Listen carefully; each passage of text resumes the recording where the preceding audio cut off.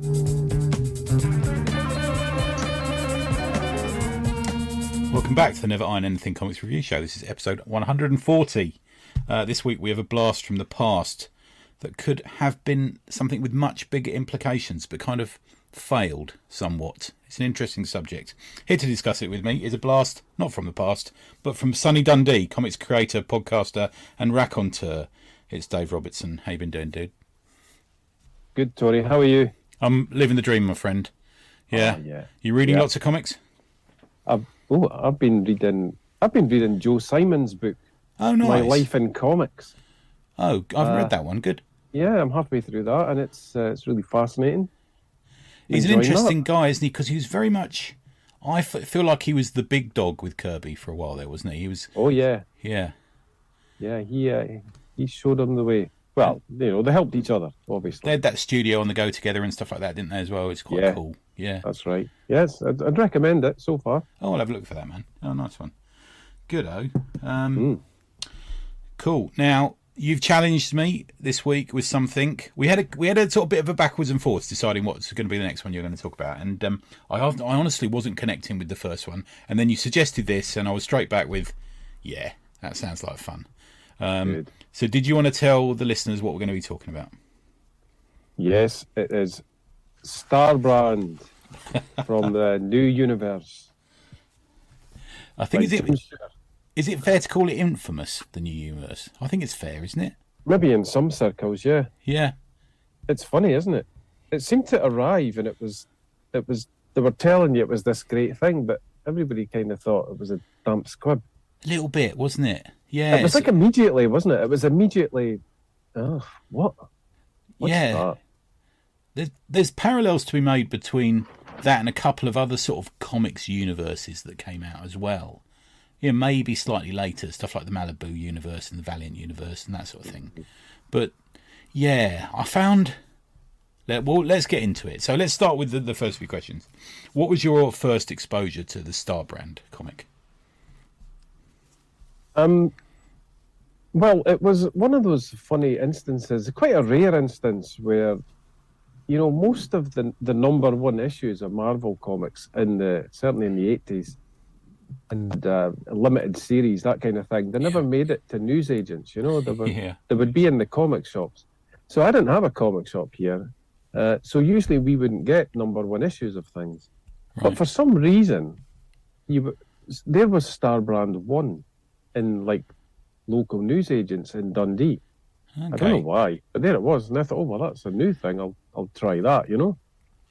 Yeah, I think I was the same, man. I think you're right, because I think there was that problem, wasn't it, that newsagents will get one of each issue, and if you didn't get to the newsagents in time, you'd be stuck with the one you didn't want. Mm-hmm. And this one, I remember it being quite actively just there and available and part of this new thing that we gave it a go. And did you give all of them a go? Did you or New Universe title? Yeah. No, I stuck with Starbrand. The thing was, at school I knew a couple of guys that liked comics, and one of them got into Spitfire. Oh, and the Troubleshooters.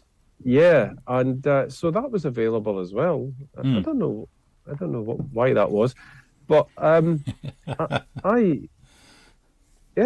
just took to it. I thought it was good, actually. Well, I think Spitfire and Troubleshooters will come up shortly, won't it? Because they guess, don't they? So let's have just a quick summarise and a conversation about the New Universe. So, developed as part of the event to celebrate the 25th anniversary of Marvel. It came at a time when, simply put, I suppose, Marvel was suffering quite a lot of financial troubles. And initially, it had a massive budget, you know, and you're talking over $1 million, which Shooter himself has said was unheard of back then, you know. And then he started developing it, and the head-ups or the financial people at Marvel rung him and said, don't spend any more money. And he says, well, how much? They said, how much money have you spent? He said, I only spent 10 grand. And they said, don't spend any more. So he had to kind of do it in-house. Mm-hmm. Mm-hmm. He wrote Starbrand, which is the almost like, would you say it's a flagship title? Maybe. I think so. Yeah, it was like the main one, and the rest of them. Yeah. There were satellites around it, weren't there? Yeah, I think you're right, man. And John Romita Jr. came to him, and I think they were buddies, and said, "What's happening with your comic?" And he says, "Well, we've just had this sort of financial blow to us." And he says, "Well, I want to draw it." And John Romita Jr. was on the Uncanny X-Men at the time, and I'm guessing was probably earning a few quid through being on Marvel's most popular title at the time. Yeah. And he said, "What are you talking about? You know, why do you want to draw this? You know, you're not going to make any money on it that compared to what you're making now." And he says, "No, I want to draw it." And he wouldn't take no for an answer. And I've heard Shooter say this in a couple of interviews, and he says it in that TCJ book that I sent you some screenshots of, didn't I? There's like a Comics Journal interview. Oh yes. Book. Yeah. And he says, "Oh, you know," he wouldn't take no for an answer. He says, "Okay, you're drawing it." And then Al Williamson rang him up and said, "Oh, is John Romita Jr. drawing it? Can I ink him?" And he says, "Are you sure? You sure you want to ink him?" And he says, Yeah. I want to ink him." And he says, "Well, all right, Al." You know. So he that's what started there. And there were all these other titles. So there was, I think, 8 titles in all that got released pretty much at the same time. Some of them worked, some of them didn't. None of them lasted. So just a little run through the list. We had the infamously called DP7, which was written by Mark Grunwald and had art by Paul Ryan, who I'm quite a fan of. That ran for a while. That one. And there's a crossover. They kind of crossed over a lot. Justice, which ran 32 issues, which is pretty good for these guys, I think. Justice was a sort of space vigilante character, which I own a page from. Yeah, I'd often tell people this story. 32 issues is quite a these days it'd be run. These days, Oh, I would have assumed Starbrand ran the longest, but obviously. Yeah, I think and that Starbrand went bi-monthly towards the end there. Yeah. But the could you hazard a guess who drew the page I had from Justice? Just as a quick guess, he wasn't the regular artist. He wasn't a regular artist on it. He did one issue. No, I don't know. Keith Giffen. Oh. Yeah, and the page. I'm a massive Keith Giffen fan. I think he's great. And the page cost all of $20 at the New York Comic Con. Wow. How amazing. Was that direct from Keith Giffen himself? No, it's from a dealer. No. Okay. Yeah, wow. It's from a dealer. That's Although good. I did get to meet him at that same con, but yeah. Nice one. One that I bought the first issue of and loved, and then like we were talking about, and we've talked about many times, Dave, newsagents wise, it was hard to find the next issue sometimes, wasn't it? You know, was Kickers Inc., which is Tom DeFalco and the ever reliable Ron Friends, which I kind of dug. They were sort of like a football team who got superpowers, sort of thing. Mark Hazard Merc was a sort of soldier, vigilante, not soldier, a mercenary soldier thing.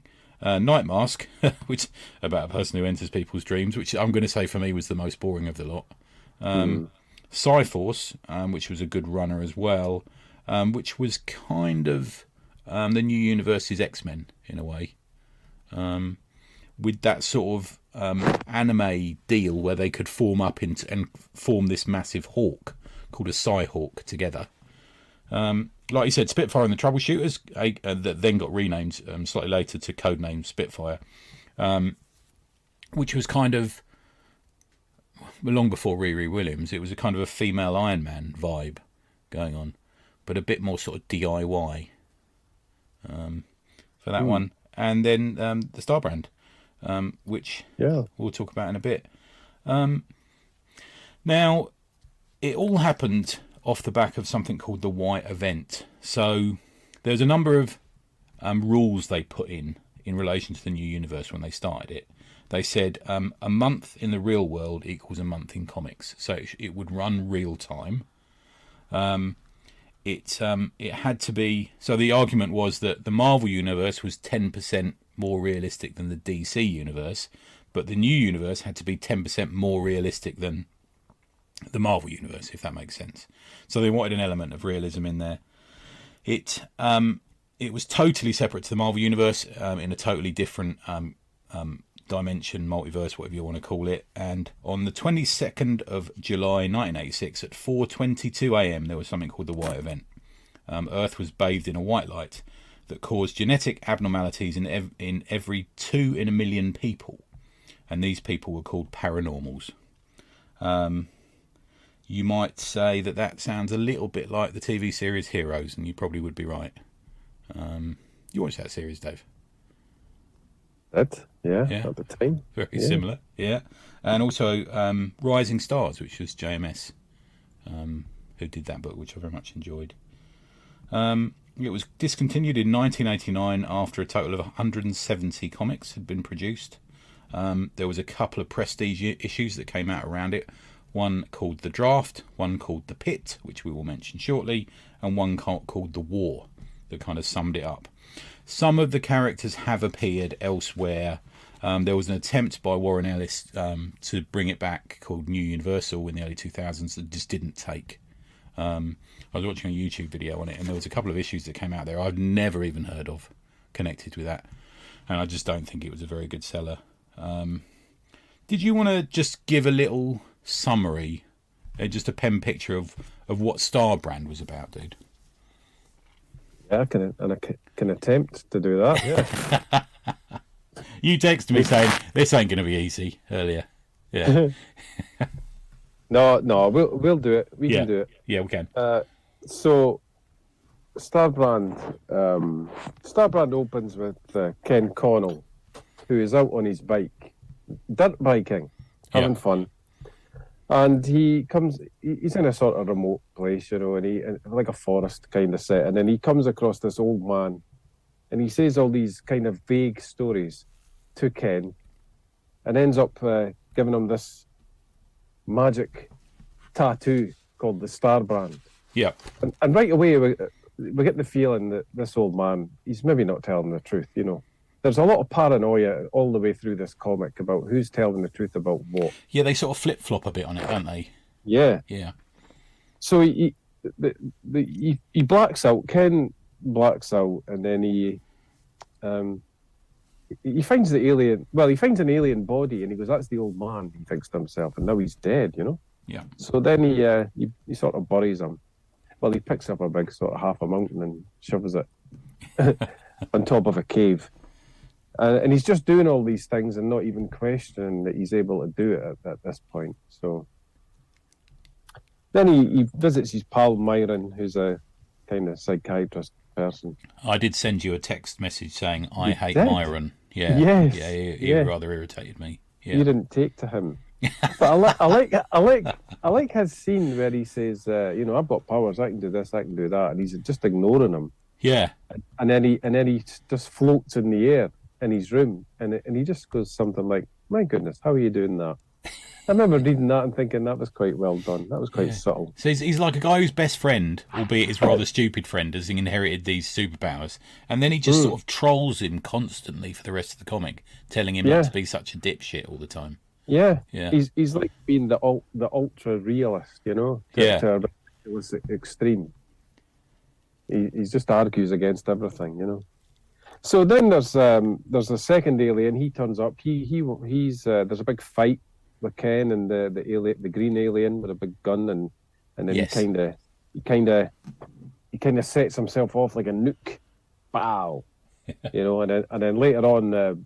I've not really mentioned the girlfriends. So we've got Barb. Yeah, it's a variety of those. Yeah. Yeah. Barb is his most serious one. She's I kind of noticed that she's like 31. Ken's 25, so she's like the older lady. Milfy, she's got I two believe kids. is the phrase. Yeah. Yeah. And then there's Debbie the duck, who's his other one, who she's totally devoted to him, but the comic's just quite explicit about saying that she's thick, really. Well, I'd actually put it more than that, because she's called Debbie the Duck, and the reason she's called that is because she sort of quacks in the middle of sentences. And that's right. That's like a catchphrase, isn't it? Yeah, and I kind of feel like she's a few drips short of a piss there, Dave, honestly. Do you know what I mean? Yeah, she's not quite right. And he kind of... Well, we'll get onto that bit in a minute. Let's go. Okay. So the reason I thought I had to mention that was because with the alien, he seems to have hypnotized one of Barb's kids. Yep. and the kid turns up and is trying to shoot him with his toy gun. Well, they think it's a toy gun, but Ken thinks it's the alien gun. Yeah. So Ken's furious at this, and he goes and defeats that alien, kicks it off of planet Earth. That kind of finishes off issue 1. It's a lot in issue 1, man. Yeah. Yeah. Well, that's good. So that gives us a pen picture of who he is. That's and a what starting he's doing. point. Yeah, I think that's good. Yeah. I would kind of thematically describe Ken as it would be as if a character out of a Bruce Springsteen early-ish song becomes a superhero. So he's kind of a mechanic in a small town, you know, dreaming of more, could do more, running around with girls, just enjoying his life. When he gets this sort of power thrust upon him, he's a good-looking lad. You know, he's often described as, oh, he's 6'4". You know, we get that all the time, don't we? Mm-hmm. And he honestly has sex with almost every woman, or wants to have sex with almost every woman we see in this comic. So he's a you know a sort of hometown boy. He's more intelligent than people think. He's good looking. He's got superpowers. He puts it about a bit. I actually think Jim Shooter is living his life through this character. Yeah, there is a feeling that it's, you know, there are true life elements in this thing. Yeah, Especially with him being Pittsburgh, isn't it? So I mean, right. That's where it's from, eh? So, yeah. Well, that's an interesting thing about the Pittsburgh connection is that. So the background story to this is that Mr. Shooter did this comic, and he was off. Shooter had basically done a lot of good for Marvel. He'd done he's notorious for doing a few like lively things, like being extremely argumentative, you know, not really backing Kirby when he could have done. But he does start returning people's artwork to them. He does pull the company around into being, you know, something that was run by a lot of hippies into something that could actually earn some money, you know, for the creators and stuff like that. So he was very much a company man. But at the end of his run, which is only the first 7 issues, he's out the door and he's done. Mm-hmm. And do you know, if I can just interject, of course, man, about Shooter, I came up in that time where it was editor-in-chief Jim Shooter on every comic I loved as well. Yeah. So you've got this feeling, he ran all the comics, that was great. And, you know, he's an interesting guy, and I think he did do a lot of good. But I've just got this sneaking suspicion whenever I hear him talking about anything that he likes lying. Okay. Just what he says. Sounds. I mean, every story. It's all like about. Even the one about, you know, I didn't have any money. They took all my money. I was going to do this great new universe, and then they took all my money. Yeah. And then it's like, and then only you know, John Romita Jr. turns up. Well, that's nice of him, isn't it? And Al Williamson turns up to ink it. You know what I mean? Find a better inker.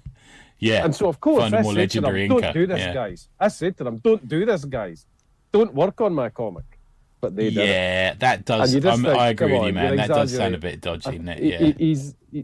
I think he exaggerates to a large extent, maybe. Yeah. Hey, we'll all do it, right? Oh, I think he's a storyteller. Yeah, he's probably told this story at a million conventions to a million people across the table, and it's got slightly exaggerated. And he says, I don't know, right? He could have probably started off with, I don't really know why he wanted to do it. But, you know. Yeah. So I bit his hand off, and then he said, no, maybe if I said, are you sure? You know, JR, you know. Yeah. I'm just suspicious of him, you know. Yeah. The absolute truth of anything he's saying. Yeah. That's quite a damning statement, isn't it? Yeah. So you heard it here. Jim Shooter's a liar. Oh no!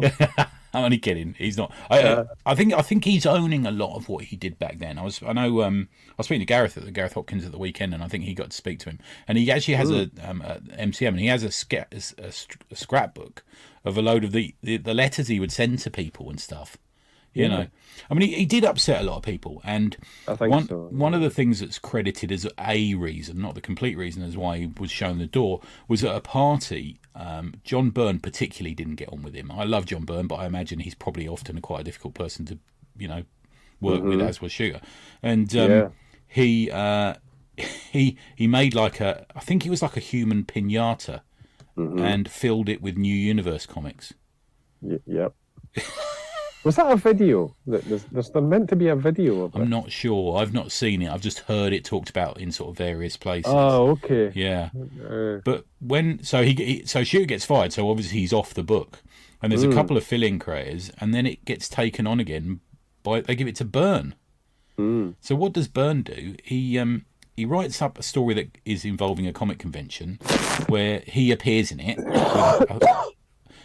He appears in it with Howard Mackie, and John Byrne actually has to get. He tries to attack a fan who asks him when he's going back on the X-Men. He writes that in it, and then he destroys the comic convention. He destroys the whole of Pittsburgh in a comic called The Pit, which he writes for Sal Buscema, which is obviously where Jim was from.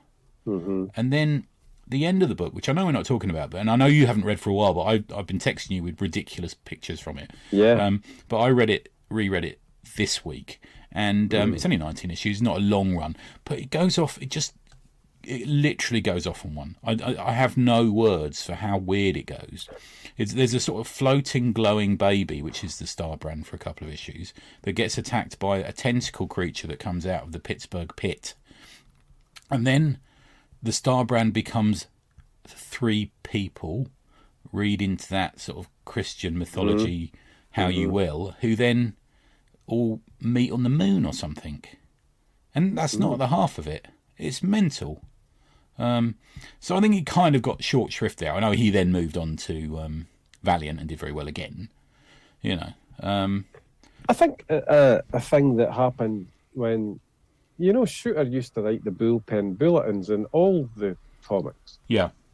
So I think he wrote a few about coming soon, the new universe, and then he would say, he gave a wee outline like, the idea of it's going to be mostly realistic, except for a few fantastic elements we put in. Yeah.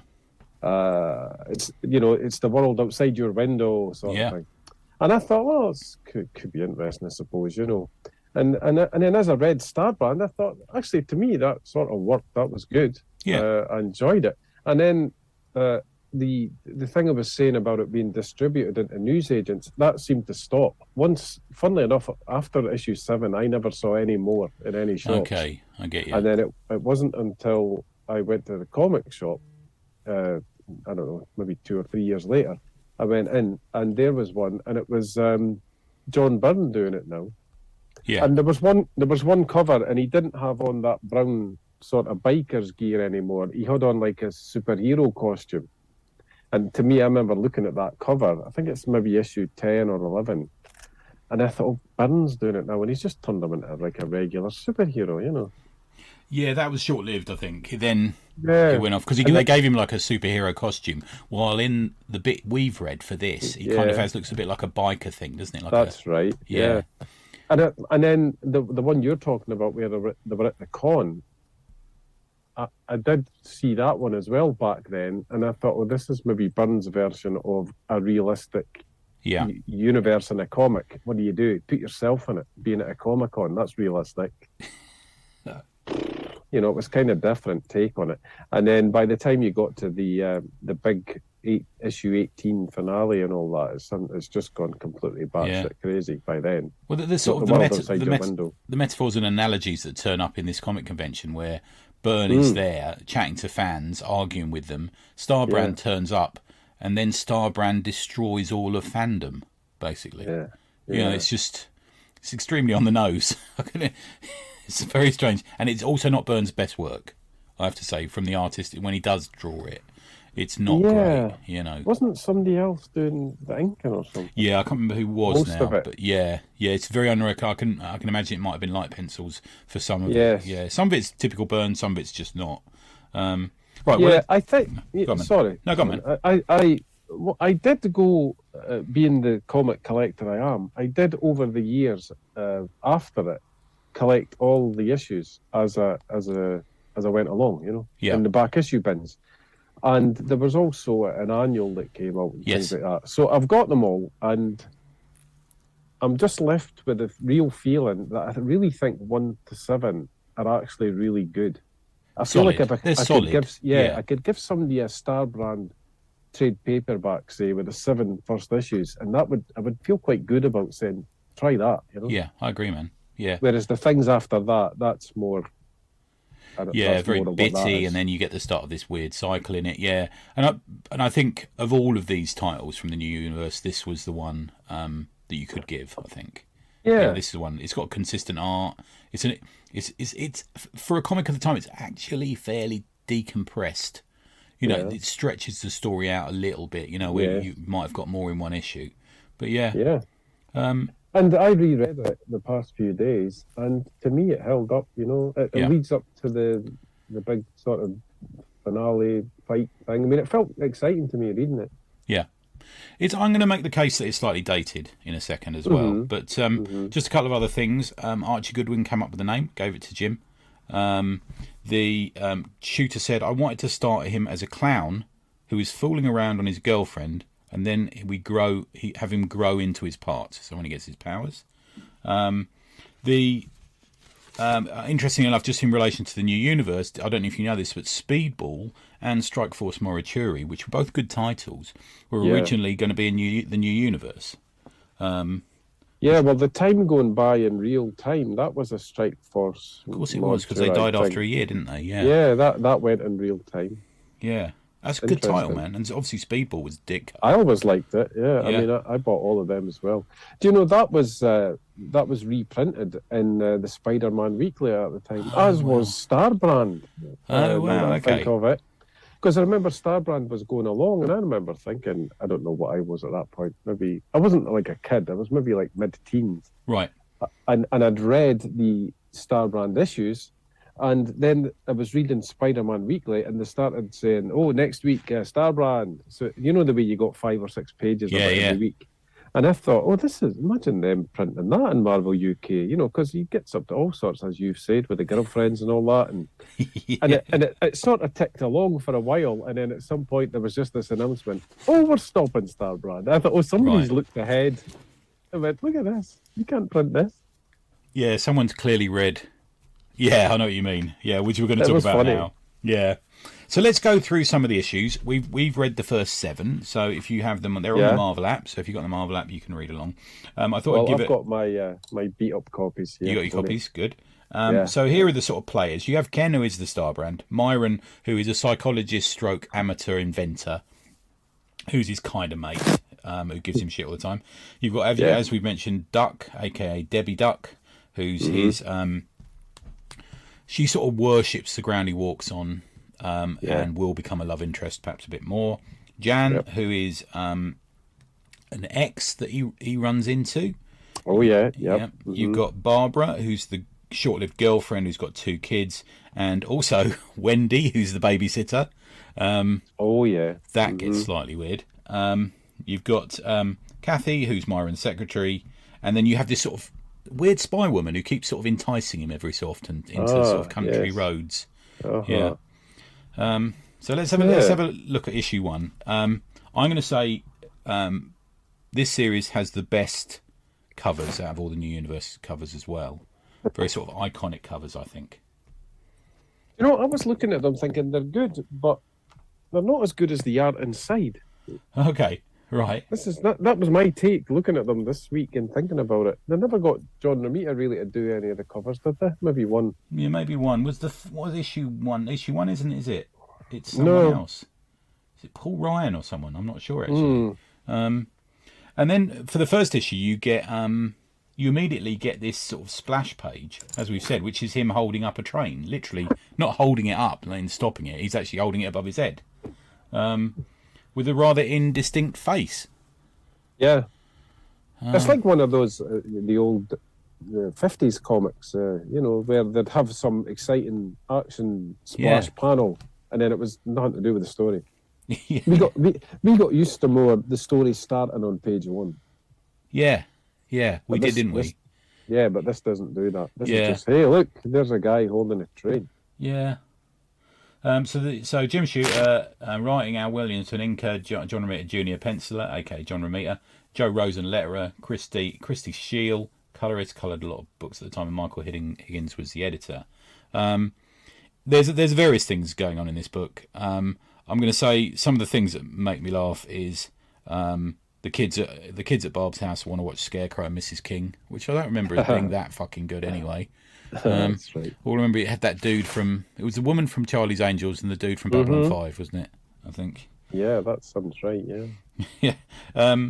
So when Ken goes around to see Myron Myron's kind of annoying, and he says, "Save the therapist junk for your patients, Myron." Yeah, it's full of what I call shooter-esque dialogue. It's the sort of dialogue you would see in Superman, Supergirl, Legion of Superheroes issues that I read of his. Had you read much else by Jim? Had you read any of his DC stuff at this point? Well, DC stuff, probably not. I mean, he'd done his Secret Wars and everything by this point. Yeah, that's true. Yeah. But, once again, how much of an auteur piece was that? Not really. Yeah. I remember that. I mean, again, that was announced as Bill Mantlow's writing it. I remember reading about this. Oh, okay. So that was like, Secret Wars, it's going to be Bill Mantlo. And then somebody was saying, and then some kind of feedback or sales information came back that, hey, this thing was guaranteed to sell like about 1 million or something before they'd even done anything. So Jim was like, hey, I'm writing that. Yeah. I mean, when you think that Secret Wars and was it Crisis came out around the same time? Yeah. They were... I mean, I think Secret Wars was designed because they'd heard that Crisis was coming out, and they wanted to have a 12-issue series as well. But, I mean, look at the art in Crisis and look at the storytelling in that, and then look at... As much as I love Zek, it was it was much looser, wasn't it? Very much so. Yeah. I love Secret Wars, though. Yeah, I enjoyed it, man. I read it at the time. I thought it was great. I've still got my little Wolverine figure from the... great. The toys. What about anything on the art you wanted to talk about in this issue, dude? Well, what can I say? I mean, Al Williamson, I was going to say the inks are superb, aren't they? There's they have Ken in a black T-shirt with just the word Pit across it, and the way it's heavily inked is just almost solid blacks all the time, and it looks lovely. And you get that movement in it just from a solid black movement, especially with the flight scenes. I think work really well. Mm-hmm. Yeah, the unusual. Sometimes it's like he's standing in the air while he's flying along, kind of thing. That was good. Yeah. Yeah, I like that. It's funny. This is the kind of time, I suppose, where I would be, because up until this point, I'd been used to Al Williamson being like the Star Wars artist, doing the adaptations, the newspaper strips. You had that little paperback of the Empire Strikes Back. Yeah, one he did. Brilliant. Yeah, really nice. And he did Jedi Blade Runner. So to me, he was like he was a full-on, absolutely terrific artist, And you knew that he'd done Flash Gordon and all that in the past and the EC things, and now he kept turning up like Al Williamson inker. I know. And it went on for decades, Yeah, I thought, what a waste. Get him to draw it. But there you go. I mean, that's the negative side. But I can still look back and think, well, at least he makes everything look great, Yeah, he does. Yeah. He probably couldn't make enough money. Maybe too slow penciling the whole thing, Couldn't make enough money. So if he just thinks somebody else's, make that look great. Yeah. And for people that don't, who kind of know John Romita Jr. for his current work, this is much looser, much more realistic than the much more sort of blocky Kirby stuff he's done of late. So he'd come off Iron Man with Bob Layton, and then he was kind of most notable for doing a Daredevil's run and for doing the Uncanny X-Men run, so he hadn't quite hit his stride of the almost like the Eternal stuff he did with Gaiman slightly later on, maybe 5-6 years later, which was much more Kirby inspired for me, I think. It feels like he's been around forever. Doesn't it just? Yeah. Because he did like a Spider-Man run in the early 80s. I remember him being the Spider-Man guy. Yeah, and then he did it later when they did that stuff and then for he did JMS, it later. didn't he? Yeah. Yeah, and for all I know, he's probably doing it again. He is. He's doing it now. Yeah. Yeah. So, and then even then, he drew the all the drunk Iron Man stuff. Yeah, Demon in the Bob Bottle. Layton. Yeah. Yeah, that was like John Romita Jr. Did the Whiplash stuff in there, and yeah. So I mean, he's like a late 70s guy, and now he still keeps going on. Do you know what other award he won? An award. Yeah, kind of an award. He won the Marvel Hunk of the Month. Yes, I do remember that. Yeah, I happened to be in Canada when that happened. And because I was in Canada and there was much more comics everywhere, I was buying loads of comics on this holiday, you know. Right. And so I remember going along the car, in the car, and seeing that photo and just thinking, "Oh, that's unusual." I've told you my JR story, have I? Where I met him that time. I can't remember, Tony. I was with Cliff. Big shout out to Cliff, Uh-huh. and Adam, and a couple of other people, and we bumped into a guy we'd met at Heroes in Charlotte. We met a customer, and I used my usual funny joke in a bar. Where I say to people, "What's the worst thing you've ever done?" And some people go for it. Do you know what I mean? And they tell you something. And so he told us this story, which was pretty foul. And then I doubled down and told him a story that was infinitely more foul. And just as I'm telling it, I looked to my left and I realised the person sat at the bar next to us with his baseball cap on, eating tea and watching the baseball, was John Romita Jr. He looked slightly frightened that I told this story. And then we tried to like drag him into our conversation. He was ever so nice. He sort of talked to us for a couple of minutes, thanked us, shook our hands, and then legged it. Oh no! But ever so nice, man. Introduce yourself to somebody with your worst possible story about and it's a yourself. bad one, man. I'll tell you Oh what. no! Oh boy! You tell me later, and I'll never will. speak to you again. Yeah, exactly. Yeah. Right. Let's move on to issue 2. Issue 2, we get a crossover. Issue 2 crossovers. That's Marvel's bread and butter, isn't it? We always get in the main universe. We get Spider-Man or Wolverine in issue 2 of things. That's right. DC, you get Batman. Also, we begin to sense that Ken is quite the ladies' man. At one point, he sort of becomes a peeping Tom, doesn't he? I think He does. Yeah, he's looking in, isn't he, on Barb? I think. Yeah. Was on point and. Sort of sort himself out. He reminds himself not to do it, and then later on, he sees Jenny in the Spitfire costume, and he says, "Redhead, nice body." That's right. Yeah, I mean, you know, what can I say? I guess we've all been there to some extent. Yeah. And he is a young man, you know. Yeah, we're all driven by hormones sometimes in our life, aren't we? It's how you act on it, I guess, isn't it? It's how you act on it, and he's acting irresponsibly on it, I suppose. Yeah, and I get that sense from that. I get that from, especially including what Jim Shooter said, is that we get that trope of a selfish man doing a selfish act, doing a selfless act, and sort of slowly discovering himself. Which is kind of a theme throughout this, isn't it? He sort of keeps having to have a word with himself as we go along. Yeah. Yeah, it's odd. You know, as I was reading it, I thought I've known people like that. I've had friends like this, you know. Yeah. And you'd be in their house, and then you know some young lady would run in, you know, and start screaming at them. And you think, oh, okay, oh God. I mean, there's a story I could tell you about him. I'll tell you that one when we're finished as well. the thing that he said, and then she was there and heard it. Oh my God! And I just sat, and my head just went in my hand like, oh God. The laptop nearly went out the window, man. Well, to be fair, I texted you a panel of this, and I described it as the most truthful panel in all of comics ever. Oh yeah, what are you thinking about? What are you thinking? So I'll just describe it to the readers, because it isn't necessarily in this issue, but it might well give them a taste of what's going on. So it's a very small panel. He's sitting in the living room, and he'd moved in with Barb for a very short amount of time, and she's sort of standing on the stairs in a dressing gown, and she says to him, "Ken, are you coming to bed?" And he says, "In a while." And she, being the sort of adoring partner, says to him, "What are you thinking about?" And in his head, he's thinking Deb in that French bikini, the girl in the showroom, her face, her body, but he says nothing. Yeah, nothing.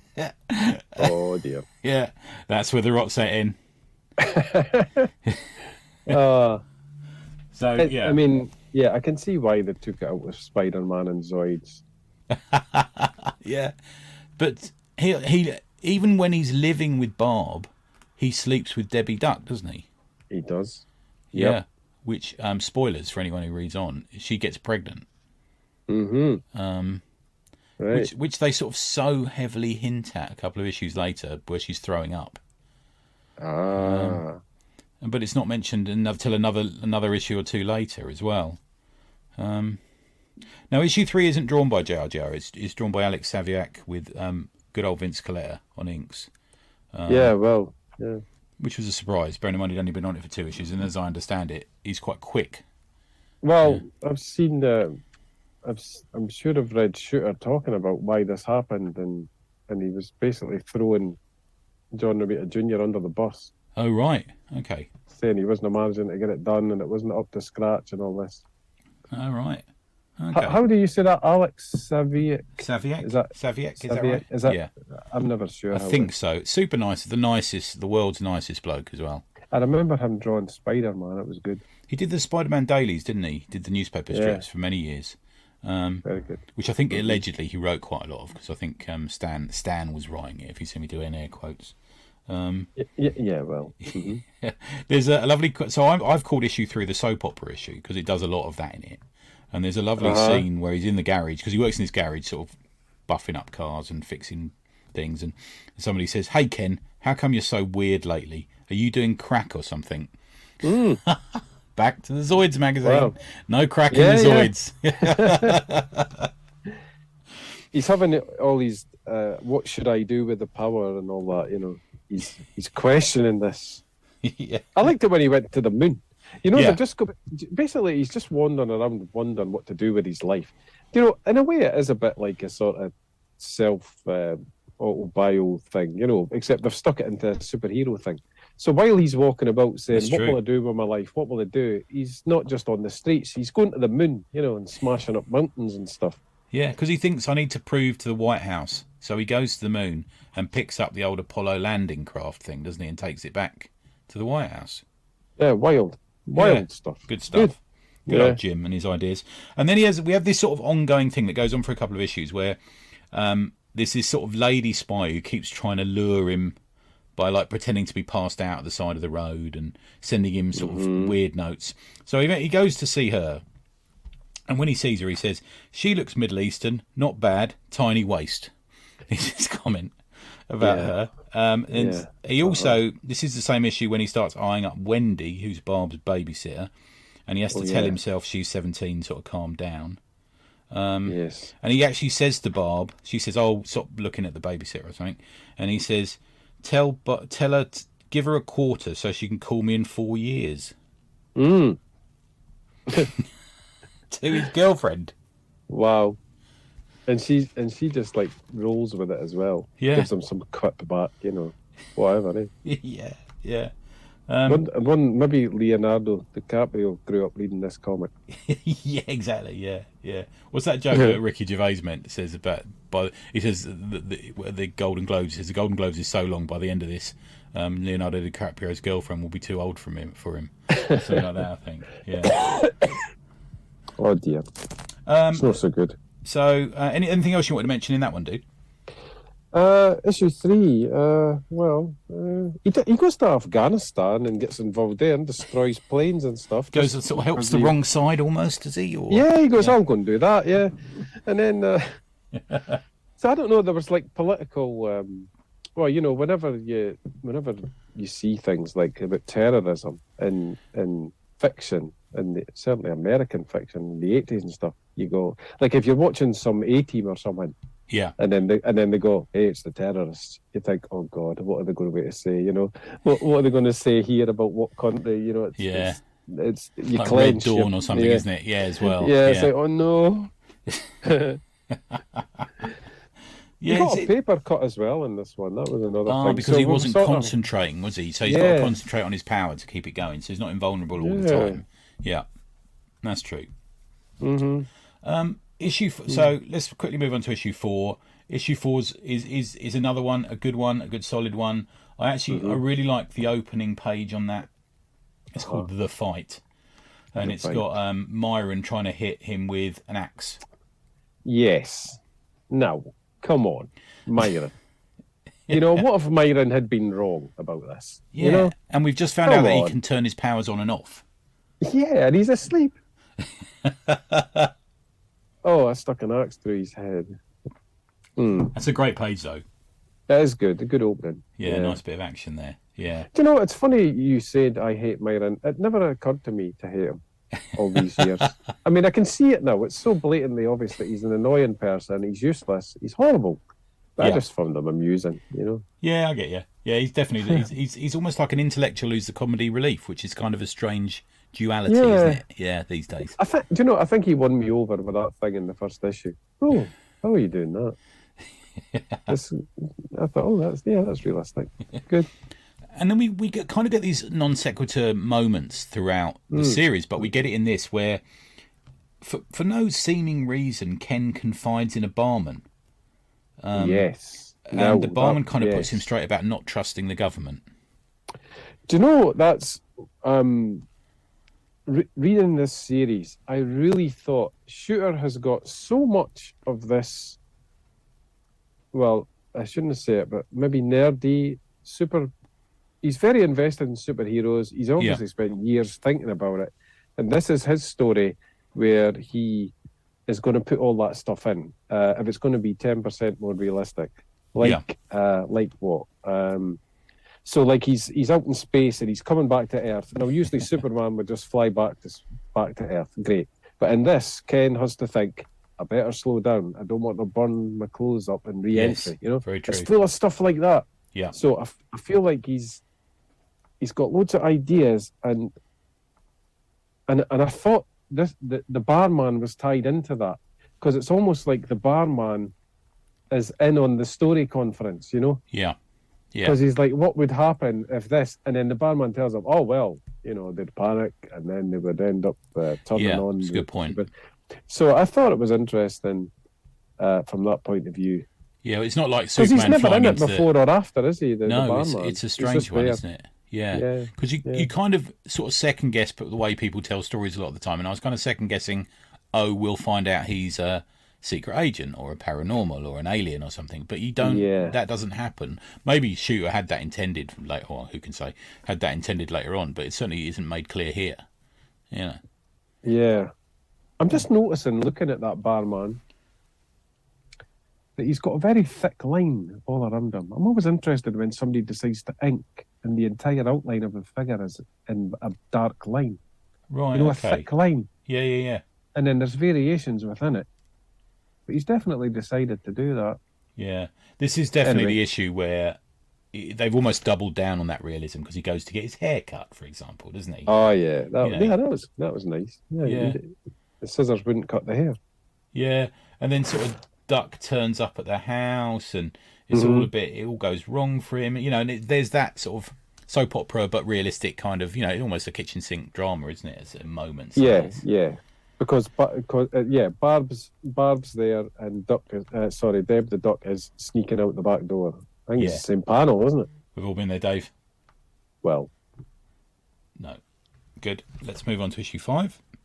Right,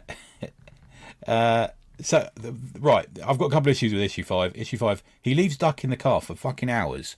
Yeah, he does, yeah. And she sort of decides to sort of hide from people as well. She puts up with it. She goes along with it. This is the thing. This was reminding me of the relationships, the real life one that I was thinking about. Yeah. From years ago. But why is she putting up with this? Tell me F off. But hey, we're complicated people, you know. And part of me keeps thinking, well, she's the one he should be with because she's so devoted to him. And then part of me also thinks it's kind of because she's written to being, I hate to say really stupid, but not the brightest spark in a box. That's right. Yeah. Well, I mean, they blatantly say that. A lot of characters even say that. Yeah. And he says it. I don't know. Yeah. So he goes back and does some more sort of superheroing. He takes the wise decision to wear a mask for a change. Yeah, it's a good action issue, this, I think. He kind of goes proactive with his powers, doesn't he? He does, and he also flies around to have a think and ends up on some remote beach and meets a lady there who says, hello. And they have sex. Come up to my beach house, let's go. Yeah. And it's like, oh, well, okay, right, we're off again. Yeah, and then he proposes to his girlfriend at the end. Yeah. That's the guilt speaking there, my friend. I know. And then he's not even happy with the reaction. I mean, the reaction's fine, but the kids are acting up and... Yeah. Oh, boy. It's not good. You know? Issue 6, which I have subtitled Slightly Rapey. Dangerous curves, slippery when wet, I'll bet, he says Oh, about a lady. that was cheesy. That was cheesy at the time. It's cheesy now. Yeah. I love the opening though with Ken in the clouds, and those are Williamson lines across the sky, man. Yeah, lovely, love man. it. Yeah, Love that really guy. nice. Yeah, the way he's got him top left in the corner. Yeah, and it's quite a wordy page, but it works for that, doesn't it? Yeah. Yeah, it is I lovely. thought that was great. He's kind of settling into his domestic life, trying to now. Yeah. He's getting offered a sales job and all that, and he's thinking, I better do that. I'll get more money and stuff. Yeah. So he's trying. When I say rapey, it's actually because of the old man. So the old man turns up again, the man who's given the powers. And he kind of alludes to the fact, because he's got Debbie Duck under his power now. Yeah. And he kind of alludes to the fact that he's raping her in that. Well, yeah, he says we're getting on now. And Deb says, we're together now. Yeah, and, so strange, isn't it? What is it? He says, hey, leave her alone. Ken's leave her alone. And he's like, oh, what's the problem? This is how we do it. Yeah. Where I come from. Oh, dear. Yeah. I really thought, the way I look at it, 6 and 7 are like the finale of this. Yes. I guess you'd say it's a first arc, eh? And I thought it builds up nicely. I feel like it's good. The old man returns. Ken's had enough. He's fed up getting pushed around, manipulated. And I think it works well. Yeah, it does. And I think you're right, man, when you said earlier that this could be just a mini-series, like a 7-issue run. Yeah. Done and done. And I think maybe... I think it works like that, yeah. Yeah, looking back on it, I think they should have done that, to be fair. Yeah, it would have been good, yeah. Yeah. And there's a nice cliffhanger at the end where Ken's kind of stuck, lost in space. That's right. Where's Earth? Which works. That was kind of scary, yeah, as well. Yeah, you do worry for him, don't you? Because you kind of... Yeah. You are... He's not super likable, but you do kind of like him because you're living his life with him. That's right. Over the period of these months, Yeah.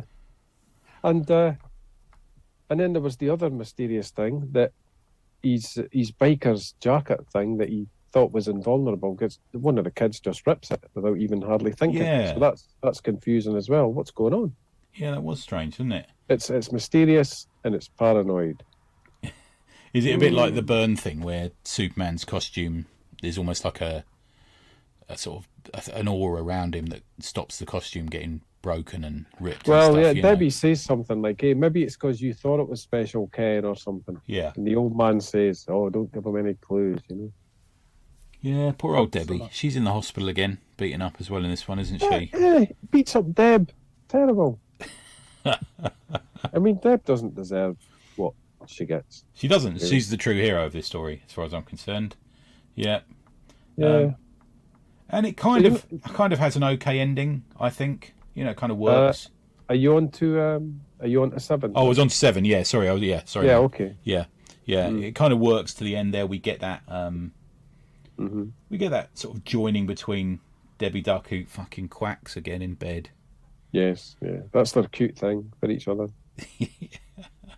And we get a flashback to issue 1 as well. They do enjoy that, and I Shoot was part of that theory, wasn't it? That every comic could be your first one, and they do that's throughout right. this do a lot of flashbacks.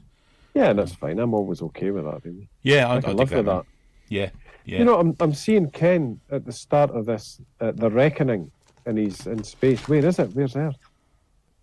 So if we're going by the rules, that's been a month then. He's been in space then. I'm not sure if they were keeping to them necessarily there. No, it's maybe that was a general rule, but you could it's gone by the way.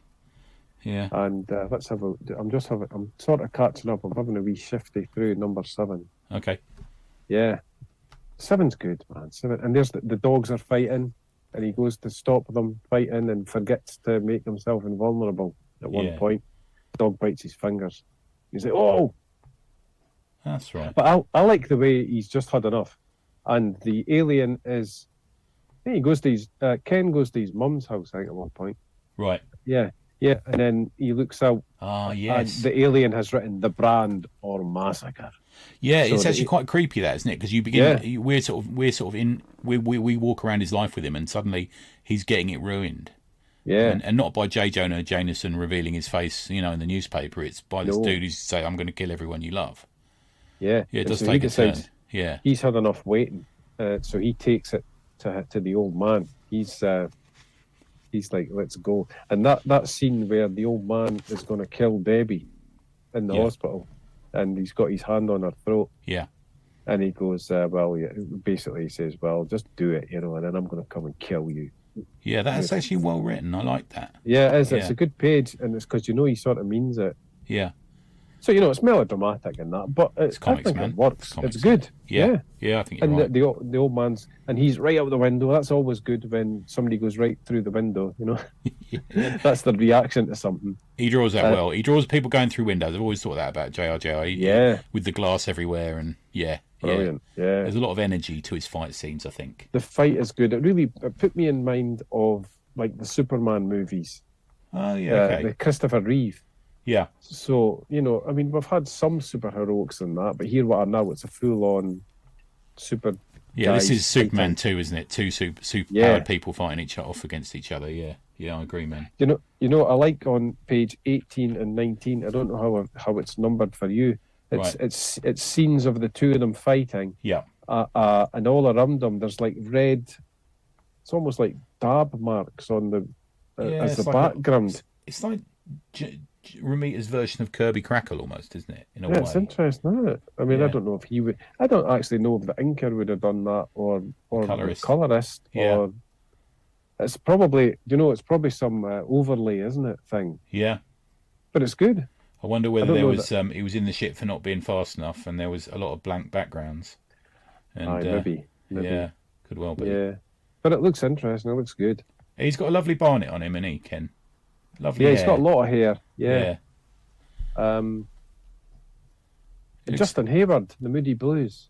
Okay, I get you. I was thinking a little bit of like the Hasselhoffs and stuff like that. With the sort of you could hide a pen in that hair and you wouldn't find it for a couple of weeks, wouldn't you? Mm-hmm.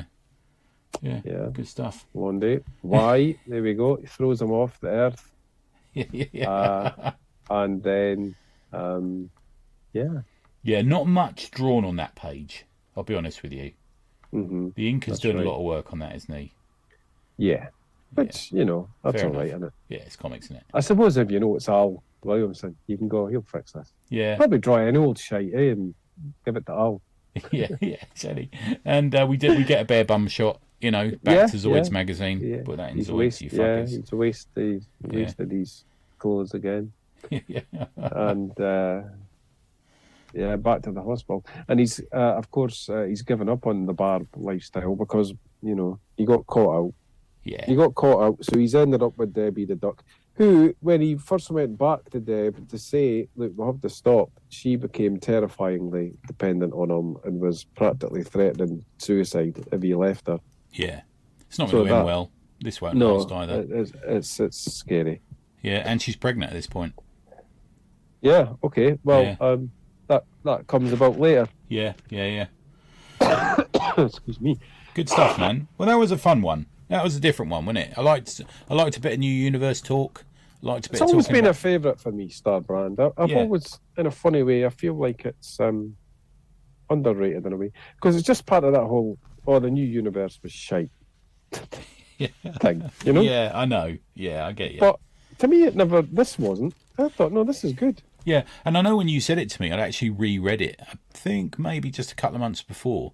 Really? Yeah, because I was having like a sort of just occasionally I have little projects of what I can read on the Marvel app, and I thought, oh no, I remember that being all right. So I went and read.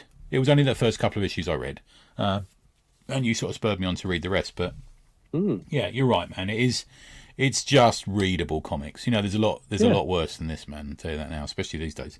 It's and I don't know if we had a quick chat before the mics turned on, but it's he's back again, or the Star Brand is back, and it's made a number of different appearances, especially in the Avengers, Jason Aaron's Avengers at the moment. It was in the Battleworld stories. There was a whole area of Battleworld that was turned into Star Brands. So it has a lot of the characters have kind of come back in various little guises. Some just made little background appearances. Some have been back. Nightmask has turned back up in a couple of issues. So there's a few bits here and there that have happened. So maybe one day we'll get Spitfire and the Troubleshooters and Kickers Inc. back again. But You know, I can't imagine anyone will buy them, but you know, you can but wait. This has been they've traded this a couple of times, unlike a lot of stuff from that period. So it has actually made it into a trade a couple of times. I think I sort of vaguely remember seeing it here and there. But yeah, good stuff, man. Well, right, okay, let's move on to you. What have you got on the bubble at the moment? I know one thing, you're working on something for DUI 3.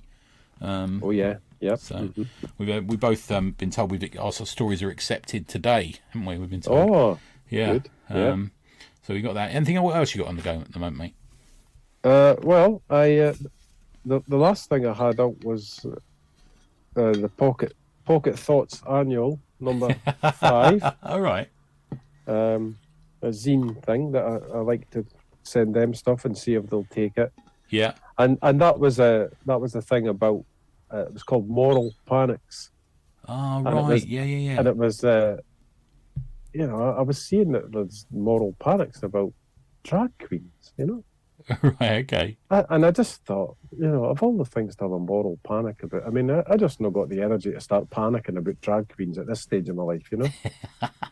I mean, it's not as if someone's trying to break into your house, is it? You know. I mean, no. I mean, God. I mean, they must have missed Monty Python and all that, you know. Yeah. I don't know. I just, you know, that's what it was. I was genuinely surprised. But drag queens now, you know, it's always like, oh, this is a disgrace. This is blah, blah, blah. This is that and the next thing. And I usually tend towards, you know, who cares? You know, what, the bothering you? My go-to with this is that Douglas Adams quote where they argued about that black was white and got killed on a zebra crossing. You know, because they'll argue about anything these days, won't they? Yeah.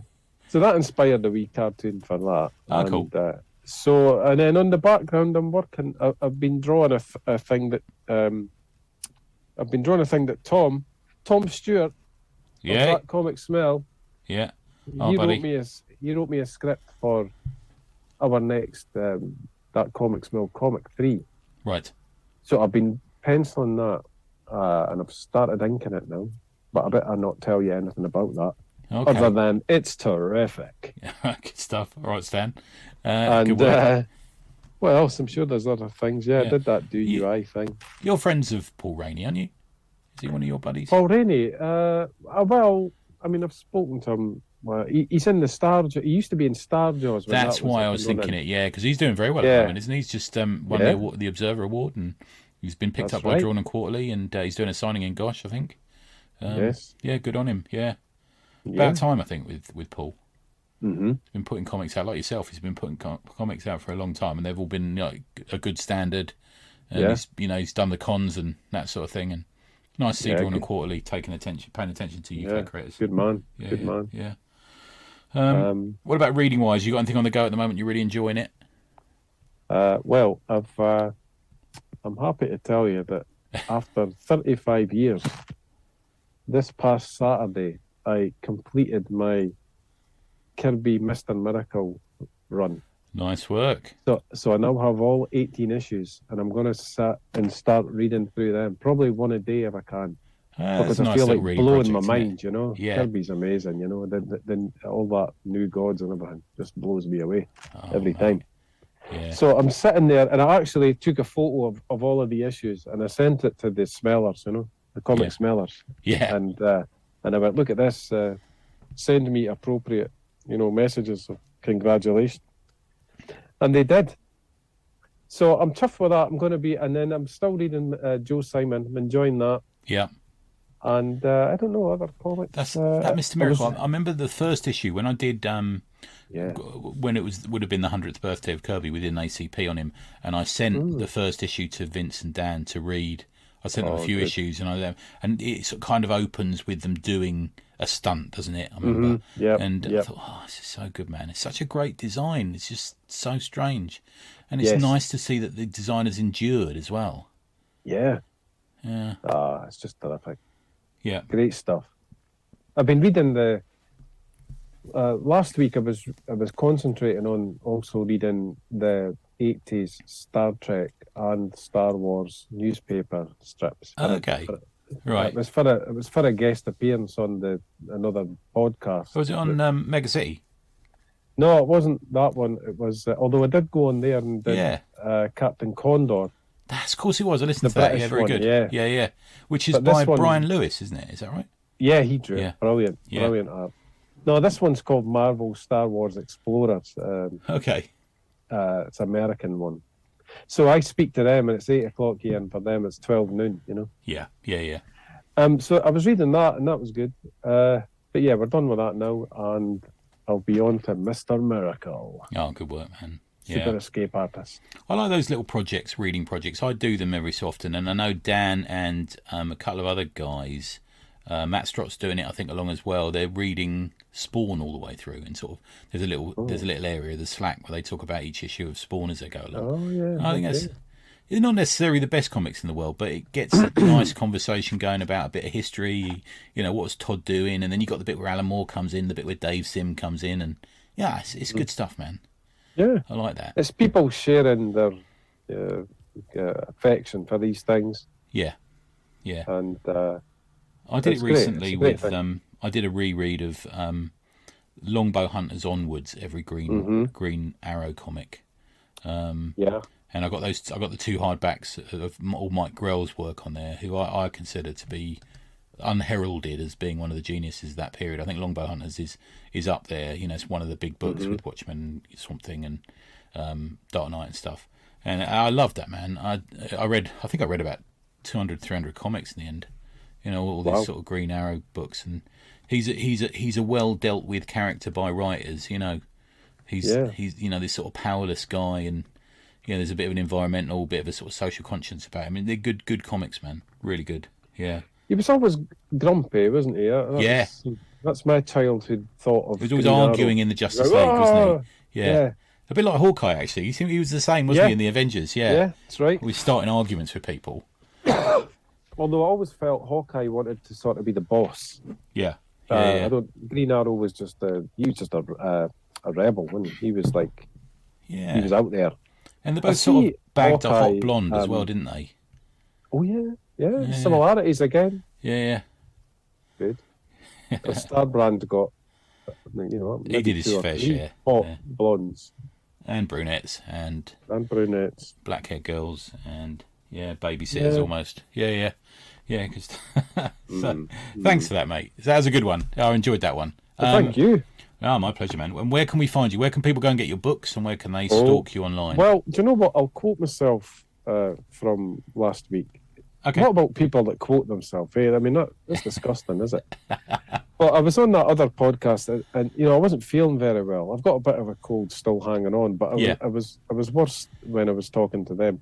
And they got to the end and said, "Okay, well, where can people find you, Dave?" I said, "I don't know. Look me up. I'm Fred Egg Comics. Leave me alone. I'm sick." So that was my sales part of last week. I do. Yeah, I think I said a similar. I think on the ACP this week, I said, you can find me at neverendanything.com, but not on social media because it's a load of old wank. Yeah, it's kind of my attitude. Oh, you're not wrong. Yeah, well, neither of us are wrong, my friend. Yeah. We just want to read comics, don't we? We just love comics. Want to read them and make them. That's it. You just use social media in any way that you want that is somehow conducive to comics. Yeah. I want to see. Do you further, remember when Twitter started and it was all about looking at lovely art, and you got to get a thank you from a creator who said, "I bought this, I really loved it," and they'd say thank you. And now they just seem to argue in an empty room. It's like we're back to that zebra crossing comment, aren't we? Yeah. Oh well. It's never ending. At least we're okay, Dave. At least we're okay. Oh, we're good. Yeah. So we can find you anywhere at Fred Egg Comics. Just Twitter. Google Fred Egg Comics and my blog will come up. The Twitter, website. I do update my website. Every time Pocket Thoughts Annual will come out, I'll add it to my, I call it comicsography. I thought I'll call it a comicsography, and I thought, I wonder if that's a word. I better check if I've ripped that off. It is and I now. went and Googled it, and what came up was my website. So I don't think anybody else is wanky enough to use the word comicsography, but I like it. So I'm liking it. I'm writing it down. Fuck it. Yeah, comicsography. So I'll put the cover to Pocket Thoughts Annual. DUI 3, if I'm lucky enough to be in there, I'll add that to the thing. So that, Twitter, Facebook, all that. Blah blah. Yeah, I get you, man. Yeah, good stuff. Yeah, thanks for that, mate. And I'll send you away to think of another project. See if we can come up with something like this. Is good. I like this sort of thing. You can do there's all that new universe stuff. There's loads of little videos about why was the new universe so rubbish and all this sort of thing. They love a bit of clickbaity, but beneath that somewhere you can dig into what it's all about. Yeah. Good stuff, man. Thanks, dude. And I'll see you next time. Cheers, mate. Bye.